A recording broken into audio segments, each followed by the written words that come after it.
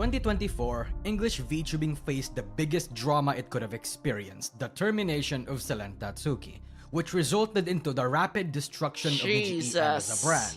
A lot of things has happened since these last 2 years, and I thought it would be a good idea to look back at what had happened since then. This isn't going to be a documentary or a video essay, we'll be a little bit chill in this video, just a retrospective in the direction VTubing has gone through without Nijisanji as a driver in the industry anymore. We're going to go through some major dramas in Nijisanji, we're going to show the numbers, we're going to show the Niji members that has left since then and where they are now, and then we're going to introspect a little bit. Let's get right into it then.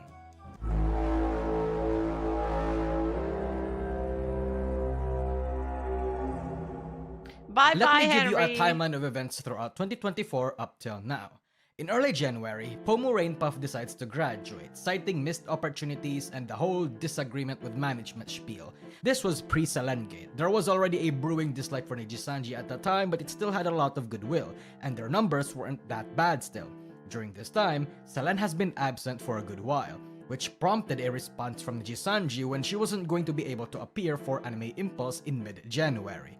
On the very first day of February 2024 though, Kyoka... His editing is great. I wonder if he edited that video himself. Eko announces his graduation, fueling a lot of rats such as the graduation queue or that 5 more people are definitely coming out too. But then February 5th comes, and we all know what happened in February. The following days are things that we're all familiar with.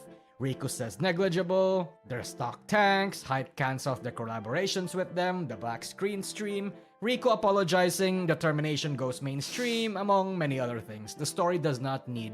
Dude, the fact that they said negligible, literally like, it killed them. No repeating. Then their numbers start dropping significantly, like how Rosemi dropped below 500k. So did Millie, among many other people. The backlash was so intense that some members like Vox and Elira decided to stream a bit more in Bilibili to get away from the backlash, or to perhaps want to try and branch out in fear of losing their platform. Ultimately, they returned to YouTube after a while. Come March, Offkai decides to cancel the appearance of Enna and Millie and Reimu due to the obvious concerns. Whether or not this was done by them or Nijisanji decided to cancel it was up in the air. But then a rando decides to drop a nuke. Raziel Warmonic, a Menhera ex-mod and former friend of Luca Canini. Remember how they were like asking people about False, about a photo that False like posted on his Twitter? And they were asking like the con organizer to tell him to take it down or something. It was crazy. Nishiro dropped a Google Doci on his ass. The allegations include sexual misconduct, emotional abuse, and most importantly, violating Nijisanji's own contract. Oh, and their contract also got leaked. It looked pretty bad, but in hindsight, it seems like most companies took a page out of this playbook and has the same elements. Raziel Warmonic was also promptly served a cease and desist from Nijisanji, but she dropped one last bombshell by revealing that a Nijisanji member, Aster Arcadia, was a sex pest. We'll get into this later. Sometime later, Kuro and Michi also has stories about how Nijisanji essentially fucked up their taxes and possibly, allegedly, may have committed tax fraud. Patara Khan has also shared about how she got bullied by fans of certain GEN members as well as actual Niji-EN members themselves. Then, finally, in April, the long-awaited Nijisanji AR Live concert finally happens. Something that has been promised to the audience for an entire goddamn year. Of course, with a lot of editing to no longer feature graduated members. But, it's one of those type of things where if you were a Nijisanji fan, you'd love it because you eat everything they produce. But, objectively, quality was a bit up in the air as well. In May, Nijisanji releases a...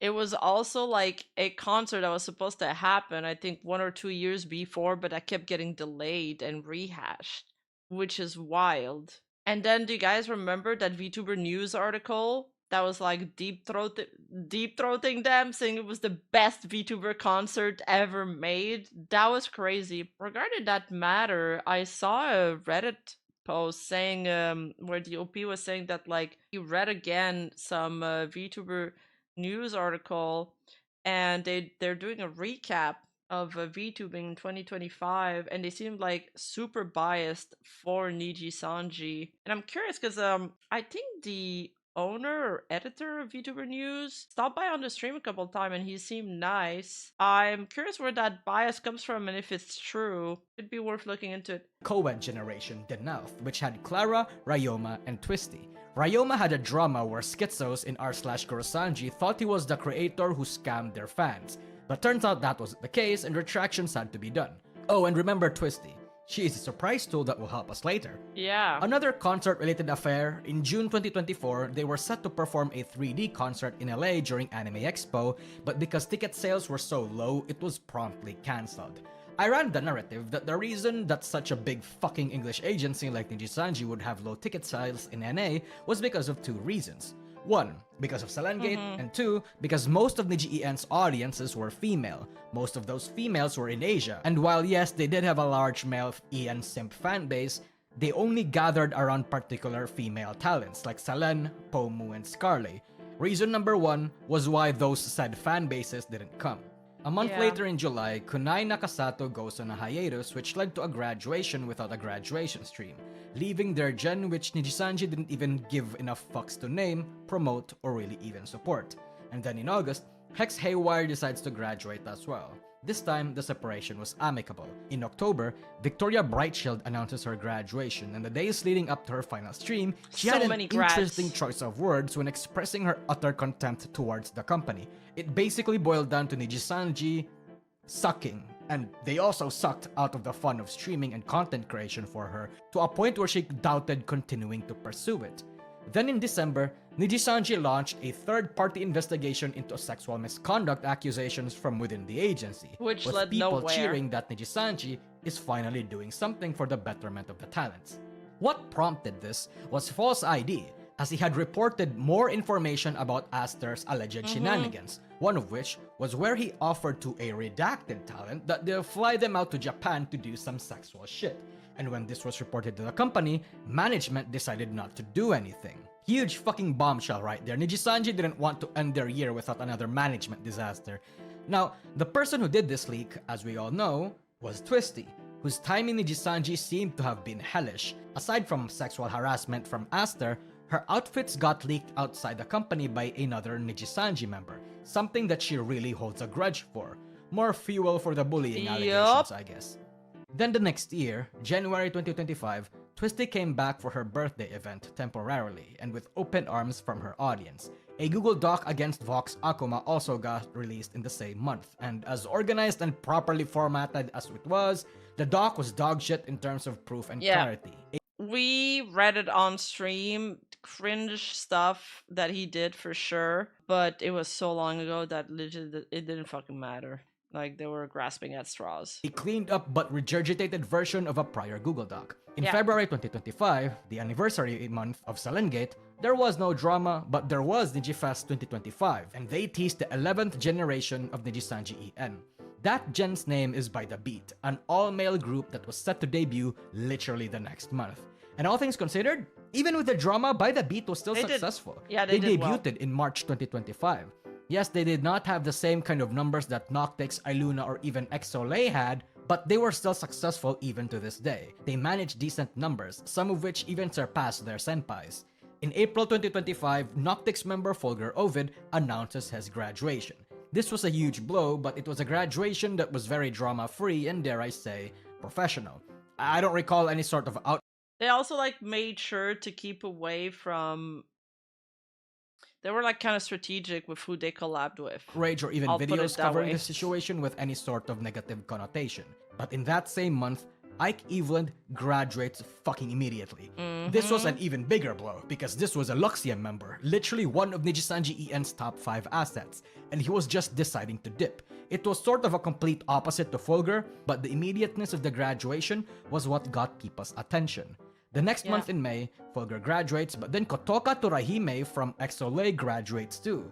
Kotoka is in a very unfortunate situation because for some reason, schizos believe that Yozuramel of Hololive told Kotoka secret information about Hololive and led to her termination, pinning that mistake on Kotoka's hands. Okay, take a break, breathe. A lot of this information might be overwhelming for you. You done?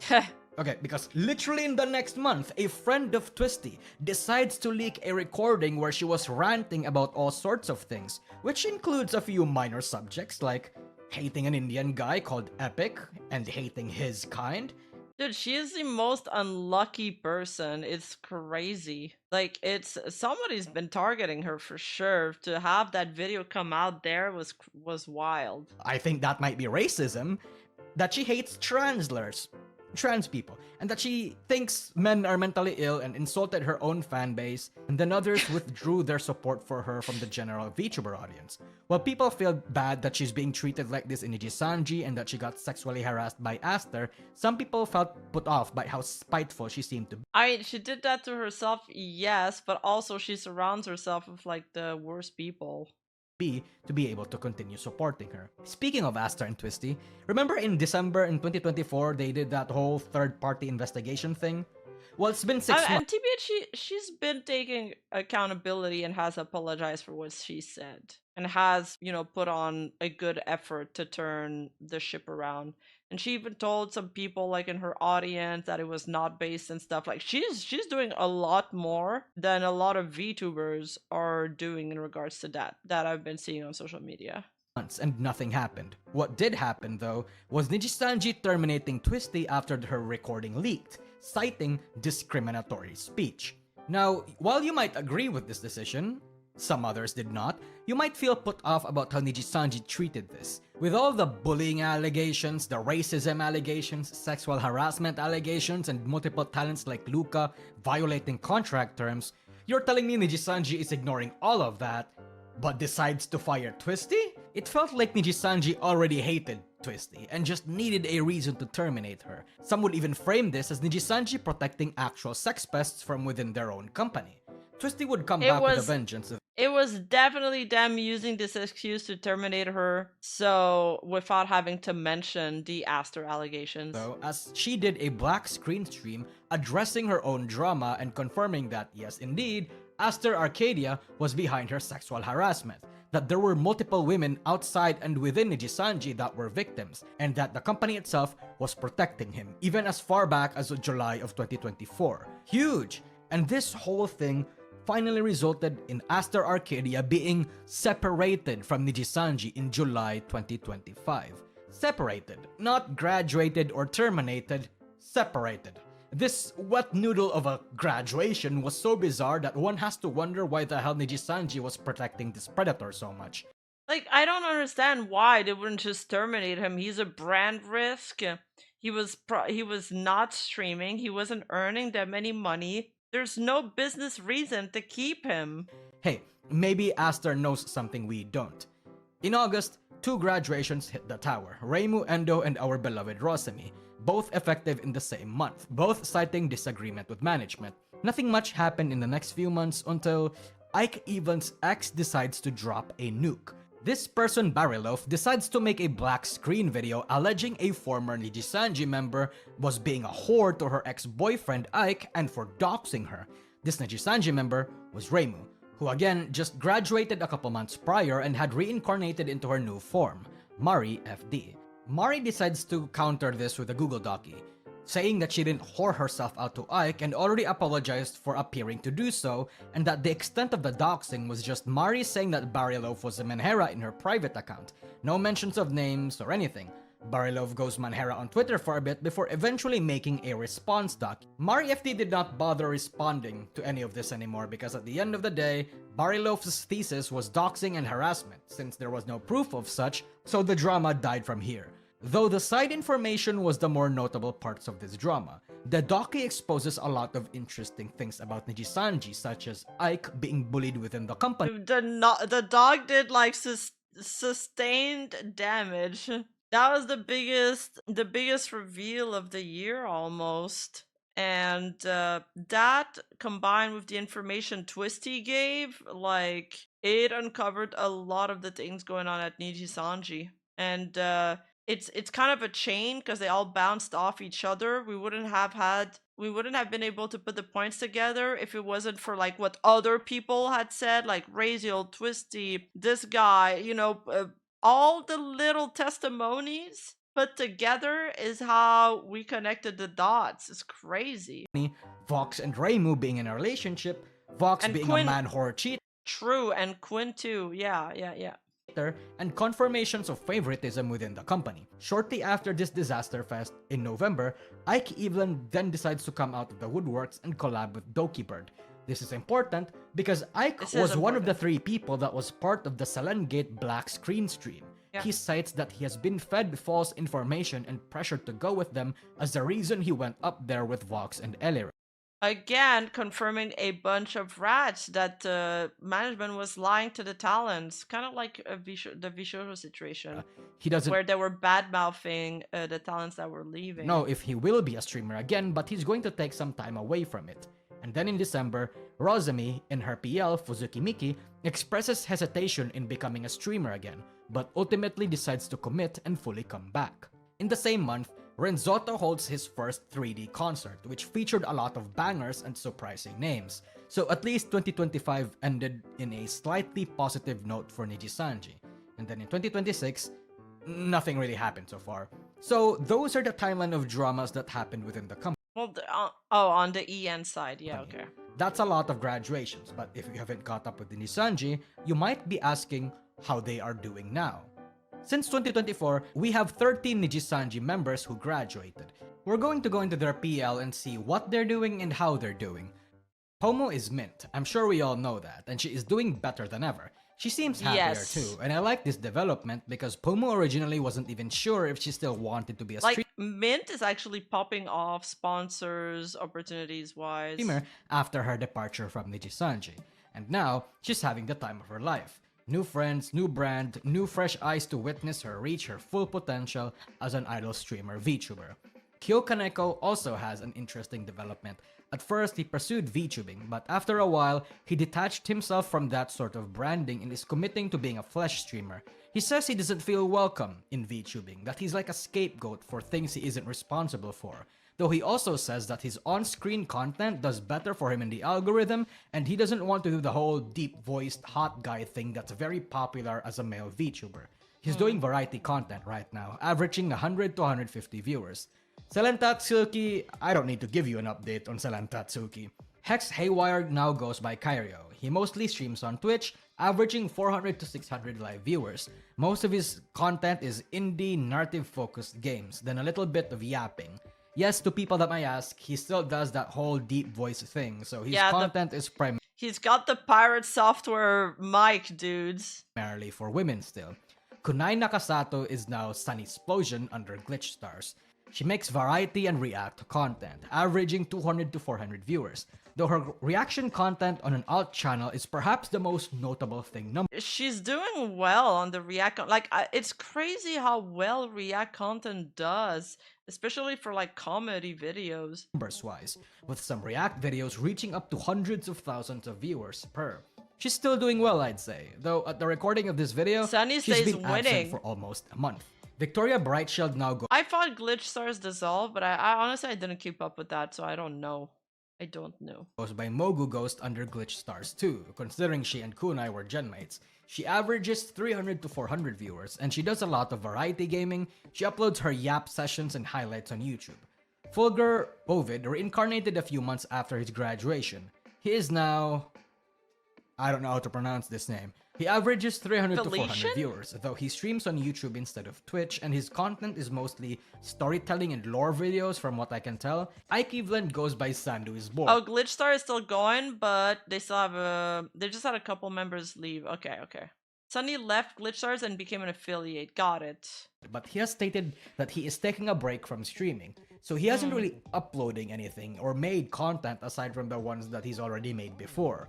But if you wanna watch some Ike songs, go ahead. Kotoka Turahime? Really unfortunate. I know she was loosely involved with the whole Sayu drama back in 2023, but then the added... Because the thing is, she threw Sayu under the bus, so a lot of people disliked her for it. And now that we know that management badmouthed the talent and may have fed them false information, perhaps that is more excusable. Not sure. Backlash where people were accusing her of getting Mel terminated probably did a lot of mental damage. I haven't found anything about her new incarnation. I don't even know if she'll come back. It's one of those instances where you just sort of forget she even graduated and still think she's part of Nijisanji. Rough stuff. Aster Arcadia, ooh, he goes by Ada now, such a gay name. And after separating from Nijisanji, he promptly went live and tried to address the whole "you are a sex pest" thing by saying absolutely nothing productive at all. But I will give him props for showing his face. I don't know if I'd have the balls to do even something like that after all the allegations, but that or he's stupid. After that one stream, he's never made any stream afterwards. So, hey, be wary of this person, I guess. Rima Yeah, he's done for. Damn. is, as we all know, Mari FD. She averages 100 viewers, and her content is mostly variety. Some RPGs here and there, story-driven games, handcams, and a whole lot of variety. She also makes a lot of songs, and has that soft, casual, cozy sort of vibes. Yes, that whole situation with Barolof is a stain upon her history, but she's surviving. Who doesn't have a stain upon her history at this point? Rosemi is now Fuzuki Miki, averaging around 1,000 to 2,000 viewers per, and her shtick is mostly wacky games, some She's doing really well. ASMRs, and some turbo autist nerd stuff, the kind of things she made as Rosemi. Honestly, the transition from a Rosemi viewer into her is going to be super smooth, so you're welcome to find her if you want. So those are the ex-Nijis, not including those that graduated before 2024. I mean, we kinda already know who they are at this point. Matara is Nina, Michi is Mika, Kuro is Mista, yada yada yada. For the most part, it seems like ex-Nijis are enjoying their time away from the agency. Looking back at the Nijisanji situation, it feels like it's unfair that a lot of backlash and negative connotation got associated with talents that didn't do anything. People like Hyo, Aya, and Ryoma, as well as a few others, weren't at all involved with any of the bullying allegations, and yet they suffered consequences they did not deserve. But at the same time, Nijisanji EN as a branch receiving that level of backlash was needed. We have multiple accounts that people were getting bullied, abandoned, and abused in that agency. The principle of support the talent, not the agency. I mean, like the Barry doc and the Ike thing, like he literally said, there's a screenshot where he says, I don't want to be in a collab with my doxers and bullies. Like he got bullied there. It's crazy. Is something He had to say that to his manager, and the manager just took it with a straight face. That ultimately does not work in practice, because by supporting the talent, you do financially and statistically support the agency. When a company's brand is built on the reputation and perception their talents have on the company, this was ultimately going to be the direction. Hitting the agency indirectly hits all the talents, and if we have people that we like in there, all we can really hope for is that they are treated well by their individual managers. It's crazy how Scarlett was totally untouched by the drama just because she kind of just does her own thing, and she's been thriving. And their reputation goes beyond the grasp of their agency. Something like Scarlett, for example. We all sort of wanted Scarlett to get out of Nijisanji during the peak of Selenkate, but it seems like she is happy here and still has plans, and if she wants to say, we should respect and support that decision. Same goes for people like Ren and Aya. I feel bad because I felt like I was too hard on them, yet I am aware that I needed to be hard on them. I love Niji EN as an agency, a culture, and their members. At least, I loved what they were, what they used to represent. Some more than others, but they were a positive force in my life. Looking at the GEN in 2021 and 2022, and looking at them now feels like that one friend that has a promising bright future spiraling into a drug addiction, begging for money in the streets now. It's just a shame that ex-fans needed to boycott the agency that hard to get That's dark! the change that they wanted, if there was change at all. And you know, maybe Nijisanji EN is better in some ways now. I don't know.